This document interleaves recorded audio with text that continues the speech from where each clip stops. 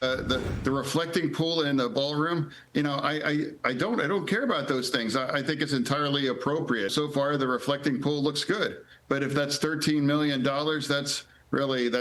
that's small. President Obama correctly, he invested $34 million to make some upgrades. I mean, America's turning 50 years old. Why wouldn't we want to make sure everything looking great? Right. And now we do need a ballroom. We do. I mean, I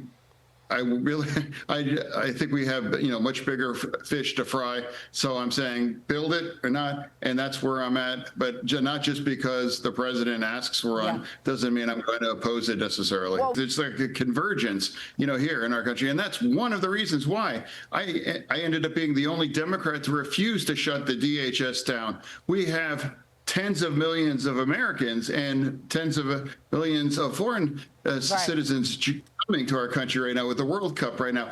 And now, whether my friend Mark Wayne or anyone could confirm that this stupid shutdown set things back and made us less safe. That's right. We never walked away with any kinds of reforms and ICE that, we all maybe would have wanted those things. Yeah. But that's why I refused to shut it down and make us less safe. That's Pennsylvania Senator John Fetterman with me yesterday on Sunday Morning Futures. Continues to vote and govern by his principles. He told me his party keeps fighting President Trump on everything.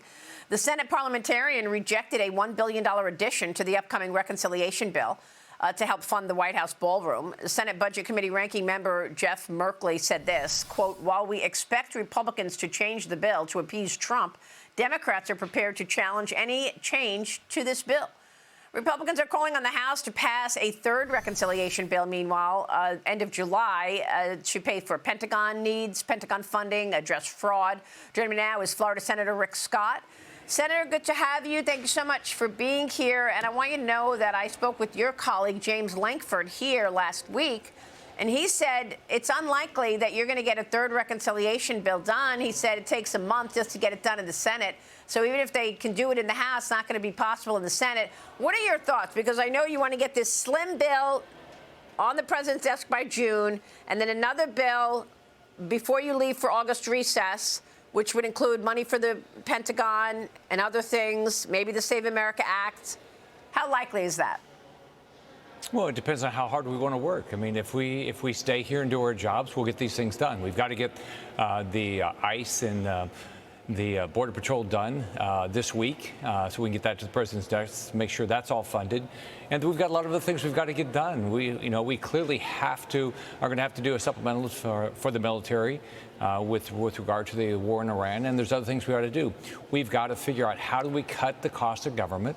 This reconciliation is a way to do that, and also fund the things we need to fund. So I think we need to stay, as long as we have to stay here to get these things done. Well, I mean, look, they want to get it done by July 23rd so that you could have an August recess.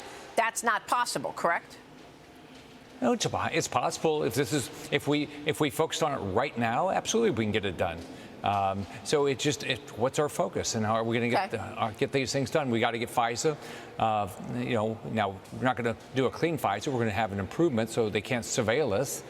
We've got a lot of other things to do. But if we, let's work 5 days a week. If we have to work weekends, we can get all this stuff done so we can go on our August recess. Well, I mean, look, the midterms will certainly be impactful.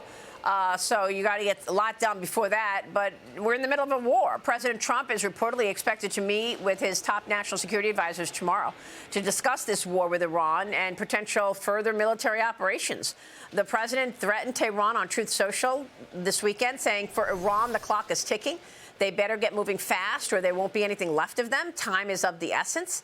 President Trump and Xi Jinping also discussed the conflict during that China summit, agreeing that the Strait of Hormuz must reopen.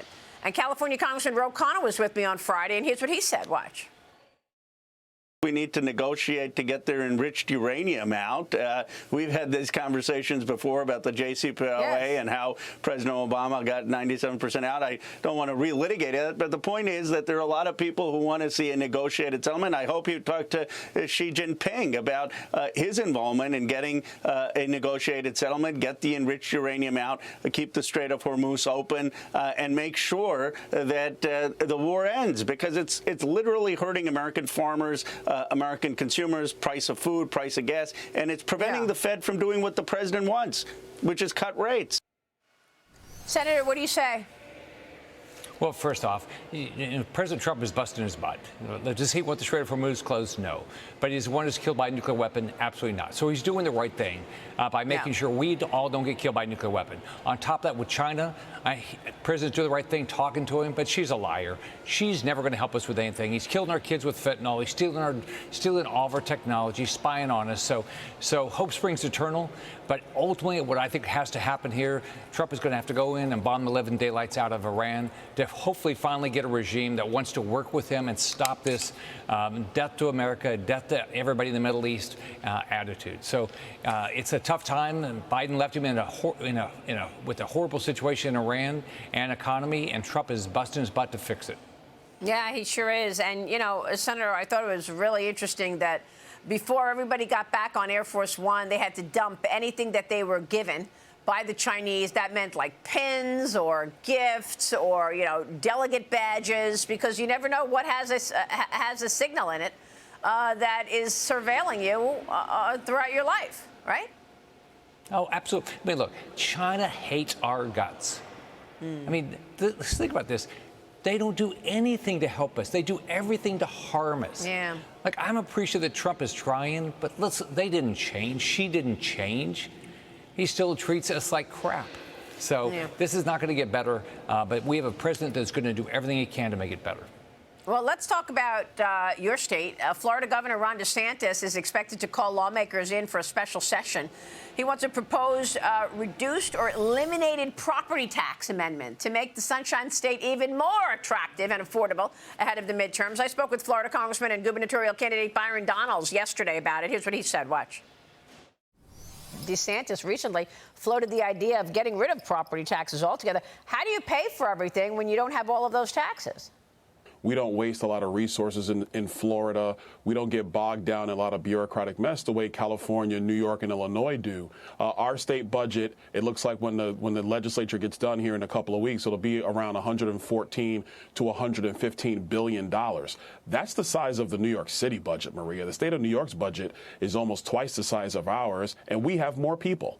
And so it's really about being efficient, using common sense strategies and views with your budget first and foremost. And then the second thing is making sure that you prioritize a quality business environment with low regulation, low taxes, and allowing people to be free and chase the Florida dream right here in the great state of Florida. And what do you think, Senator? I mean, this is Ron DeSantis' final stretch in office, and now he's talking about taking property taxes off the table as well.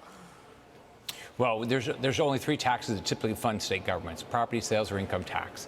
And so we don't have an income tax except on C corporations, not even on LLCs or sub-S. So what you've got to do, the way I would be doing this, is do what I did as governor. Don't allow property taxes to go up. But I'd love to get rid of the property taxes. Unfortunately, you've got to think about, okay, so what are you going to replace it with? We are already a very efficient state. So you've got to come up with how are you going to fund education and transportation, the environment, and things like that. But the best way to do it is start chipping away, which is what I did every year as governor. We reduced the millage rate as property values went up, and so we didn't have this issue. Yeah, you sure did.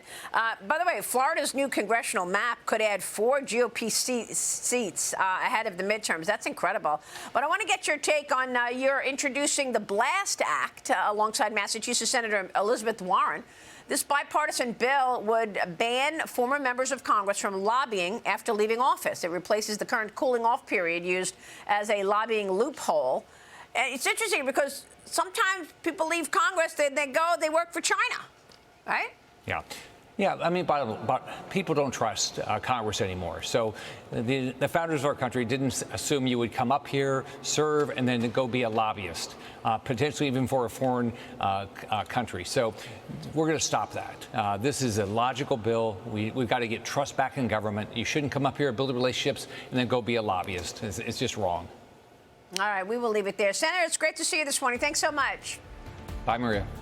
All right, Senator Rick Scott this morning on Capitol Hill. We'll be right back.